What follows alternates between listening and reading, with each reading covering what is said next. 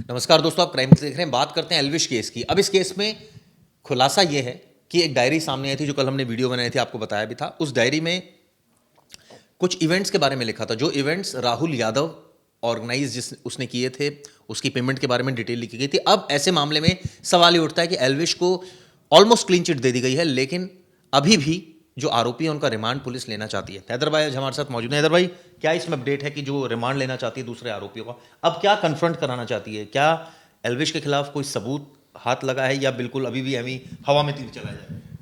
देखिए, जो कि शुरू से कुछ चीज़ें इस एफआईआर में, इस केस में ऐसी आई जिनको पुलिस नहीं शामिल करना चाहती थी और शामिल कर लिया।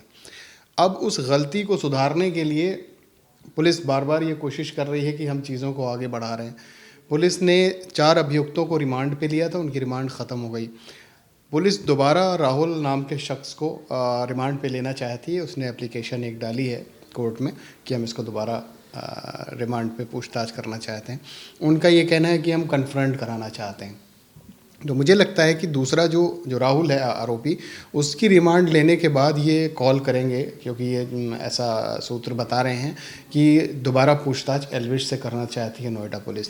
तो मुझे ऐसा लगता है कि अगर इनको राहुल की रिमांड मिल जाती है, उसी दौरान ये एल्विश को पूछताछ के लिए बुलाएंगे और कन्फ्रंट कराने की कोशिश करेंगे कि जो कि उसकी डायरी में बहुत सारी चीज़ें लिखी हुई थी कि कहाँ कहाँ पार्टी होती थी, गुड़गांव में, दिल्ली में, फार्म हाउसेस में, नोएडा में, और इस पार्टीज़ में कौन कौन लोग शामिल होते थे, उनके कुछ नाम सामने आए हैं। और डायरेक्टली उसमें एल्विश का कोई नाम किसी डायरी में दर्ज नहीं है, लेकिन ये कि चूँकि एल्विश का नाम उसने लिया, तो वो कन्फ्रंट कराना चाहते हैं इसके साथ बैठा के एल्विश को और राहुल को। मुझे लगता है इसीलिए दोबारा रिमांड मांग रहे हैं उसकी ये।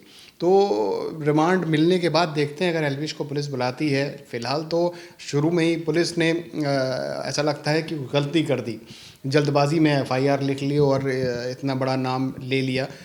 अमूमन होता क्या है कि कोई भी मामला होता है तो जल्दी एफआईआर पुलिस नहीं करती। इसमें आनंद फानन ने बहुत जल्दी एफआईआर कर ली। पुलिस को लगा हमने बहुत बड़ा केस शुरू कर दिया है या खोल दिया है।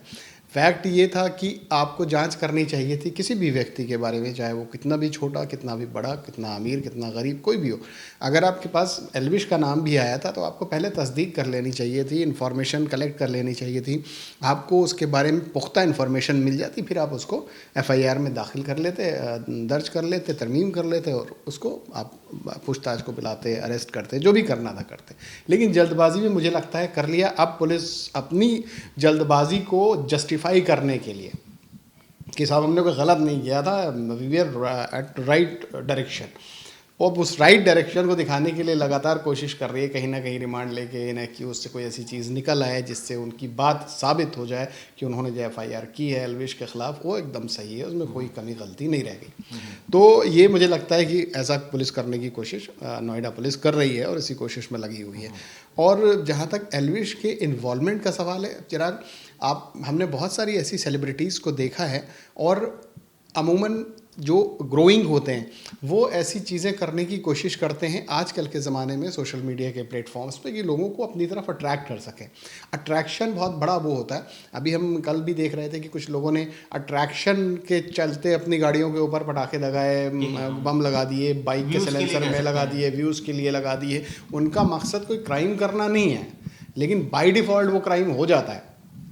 तो जाहिर है कि एल्विश ने भी अगर ऐसा सांप लेके फ़ोटो खिंचवा ली या वो कर लिया, अब उसको इतना ज़्यादा हाइप करना कि वो एल्विश सांप का वो जहर लेता है तो वो सांप का जहर देता है तो सांप की पार्टी, ये कोई खेल तमाशा नहीं है ना। ये एक जब सीरियस इन्वेस्टिगेशन, तो उस सीरियस इन्वेस्टिगेशन को सीरियस ही रखना चाहिए था। मुझे लगता है कि जल्दबाजी में जो कार्रवाई की गई है उसको जस्टिफाई करने की कोशिश की जाए। लेकिन इसमें एक चीज़ हैदर भाई है कि पहले तो पूछताछ हुई, तो पहले भी राहुल का रिमांड लिया गया था, तो पहले कन्फ्रंट क्यों नहीं कराया गया? अब क्या, क्योंकि अब एक डायरी आ गई, ये एक लॉजिक बन गया, या फिर कन्फ्रंट तो पहले भी कराया जा सकता था। देखिए दिल्ली में जो यूपी में बेसिकली कानूनन आप किसी को अरेस्ट करते हैं तो उसको सबसे पहले आपको जुडिशियल कस्टडी में भेजना होता है। अब 14 दिन की जुडिशियल कस्टडी में ये लोग चले गए थे, उसी दौरान फिर एल्विश से पूछताछ हुई तो रिमांड ये ले नहीं पाए थे राहुल की। एल्विश से पूछताछ के बाद इन्होंने रिमांड उठाई इनकी।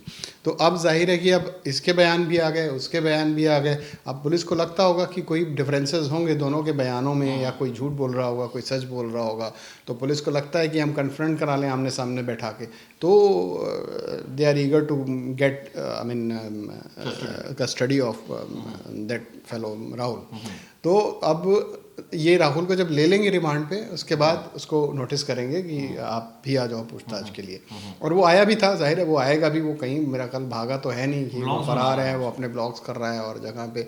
इसीलिए देखिए अगर जयपुर में उसको, राजस्थान में उसको इंटरसेप्ट किया गया था, रोका गया था जैसा कि बताया जा रहा था, अगर उसका इतना हार्डकोर क्राइम होता और इन्वॉल्वमेंट बड़ा होता तो मुझे नहीं लगता किसी भी स्टेट की पुलिस उसे जाने देती। लेकिन मुझे लगता है कि इतना बड़ा इन्वॉल्वमेंट पुलिस को लग रहा होगा कि भी नहीं है कि उसको डिटेन या अरेस्ट किया जाए, तो इसलिए तब भी उसको जाने दिया था।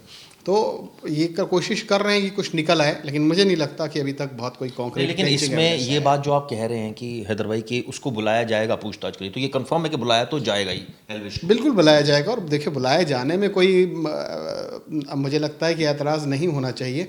किसी भी व्यक्ति का किसी भी केस से अगर नाम जुड़ा है तो उसको पुलिस बुलाती है। हम लोगों को कई केसेस में जिसमें हम चश्मदीद होते हैं, क्राइम की स्टोरीज़ करते हैं और सबसे पहले मौके वारदात पर पहुंचे हैं, तो पुलिस हमें भी बुलाती है, हमारे भी बयान दर्ज करती है उनको कोर्ट में, और हमें अपने बयान बाकायदा लिखित देने पड़ते हैं। तो वो कोई एक प्रक्रिया है कानूनी, उसमें कोई ऐसी बुराई नहीं है कि नोएडा पुलिस ने बुला लिया तो एल्विश के लिए बड़ा तूफान खड़ा हो गया। उसका कोई नाम आया है तो उससे पूछताछ हो रही है। ये तो अच्छी बात ये रही नोएडा पुलिस की और उन ऑफिसर्स की, जो भी वजह रही हो कि उसको अरेस्ट नहीं किया, और ऑफिसर्स ने उस पर जो नीचे कार्रवाई भी की, जिन लोगों ने जल्दबाजी में कार्रवाई करने की कोशिश की कि आप क्लिंचिंग एविडेंस ले आइए, उसके बाद अरेस्ट कर लीजिए। बड़े बड़े लोग अरेस्ट हो गए भाई हिंदुस्तान में आज की तारीख में, बड़े बड़े लोग जेल में, मंत्री संतरी जेल में। तो फिर जब वो जेल में है तो आपकी कोई वैसी तो चीज़ नहीं है कि बहुत बड़ा वो क्रिमिनल है और कहीं भाग रहा है, आपको मिल ही जाएगा, वो आ ही रहा है। तो पूछताछ के लिए आने में मुझे लगता है कोई दिक्कत नहीं होनी चाहिए। इस मामले में हैदर भाई ये बात साफ हो गई थी कि जो सांप थे उनका जहर निकाला हुआ था, जहर वहाँ से बरामद हुआ था। फॉरेस्ट डिपार्टमेंट के अधिकारी आए और सांपों को, कोबरा को जंगल में छोड़ाए। ऐसे में ये साफ हुआ है कि राहुल ये धंधा कब से कर रहा था, कितने वो, क्या वो मतलब इस तरह की पार्टीज़ में इन्वॉल्व रहता था जहाँ वो अरेंज कराता था सारी चीज़ें, सपेरों से उसके कॉन्टैक्ट थे, ये चीज़ क्लियर होगी? देखिए यही वो वजह है कि उसको दोबारा पुलिस रिमांड पे लेना चाह रही है। कुछ 2 दिन का समय था पुलिस के पास, उन्होंने पूछताछ की है, लेकिन वो और थॉरली इस पर पूछताछ करना चाहते हैं कि देखिए ये तो फैक्ट है कि जैसे ड्रग्स है, जैसे कोकीन है, जैसे चरस है, गांजा है, ये सारे म्याऊ म्याऊ है, ये सारे ड्रग्स पार्टी ड्रग्स हैं, पार्टी में इस्तेमाल होते हैं। ऐसे ही सांप का जो पॉइज़न है वो भी एक नशा है, उसको लोग इस्तेमाल करते हैं और उसका इस्तेमाल करने वाले बड़े ट्रेंड लोग होते हैं। ये भी इसका फैक्ट मैंने पढ़ा कहीं कि ऐसा नहीं कि हर आदमी उसको सांप कर ले, चाट ले, जहर मर जाएगा आदमी उसमें, तो उसको इस्तेमाल भी करने की बड़ी सावधानी है। तो अब सवाल ये कि वो किन यही वजह है कि उसने जो डायरी मिली ना चिराग, उस डायरी में बहुत सारे नाम हैं उन जगहों पे जहाँ जहाँ उसने पार्टी की या जिन लोगों से कांटेक्ट में था, उन सबके वो डिटेल लिखता था कि पैसे कितने हुए उसमें, कितने एडवांस मिले, कितने बाकी हैं पैसे, किन किन जगह पे जाना था, कितने लोग गए थे, तो वो सारी चीज़ें दर्ज हैं। तो वो उन्हीं को क्लेरिफाई करना चाहिए। मुझे लग रहा है जो सबसे बड़ा जो पूछताछ का केंद्र है वो यही है कि इसको बुला के और उसमें जो इन्फॉर्मेशंस मिली हैं उससे एल्विश को कन्फ्रंट कराएंगे वो, तो और चीज़ें सामने आएंगी कि कहाँ से। अब देखिए ये तो ओपन एंड शट है, दुनिया जानती है कि भाई सपेरे पकड़े गए हैं, राहुल सपेरे बुलाता था, सांप के जहर उनके पास होते थे, अब वो नकली होते थे असली होते थे ये तो नहीं पता।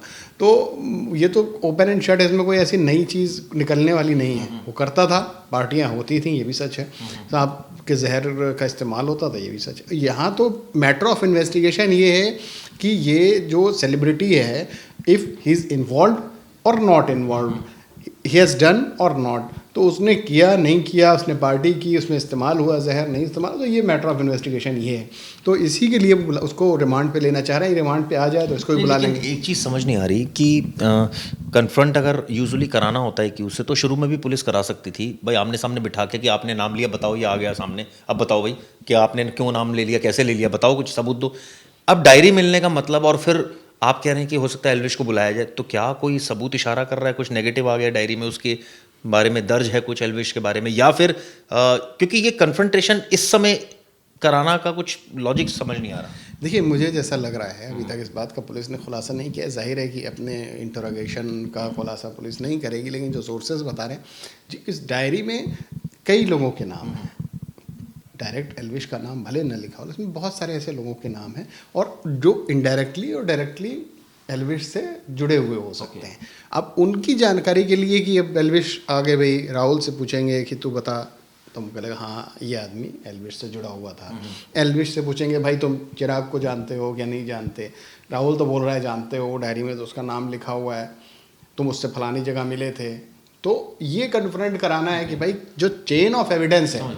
एक चीज़ इसमें इम्पॉर्टेंट ये भी है कि कोई सीडीआर रिकॉर्ड से कुछ क्लियर हुआ कि राहुल की इससे कभी बात हुई, कुछ ऐसा क्लियरिटी हुई एल्विश की, और इससे कितनी देर बात हुई, कितनी बार बात हुई, या किसी एक्यूज्ड की इस तरह से बात हुई? देखिए, जहाँ तक पुलिस ने अभी इस बात का खुलासा नहीं किया है कि एल्विश से डायरेक्ट राहुल की बातचीत या कोई इससे फ़ोन नंबर या सीडीआर सामने आया हो।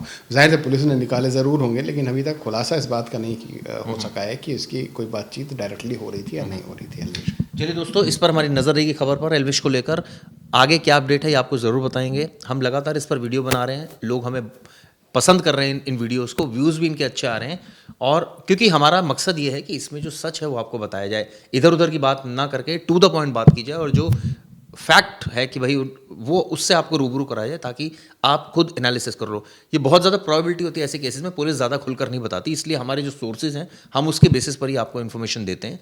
कई बार सोर्सेज सही भी होते हैं, कई बार गलत भी होते हैं, तो ये जजमेंट कई बार हम अपने एंड पर भी करते हैं कि ये इन्फॉर्मेशन हमारा कितना रिलायबल सोर्सेज है जो दे रहा है।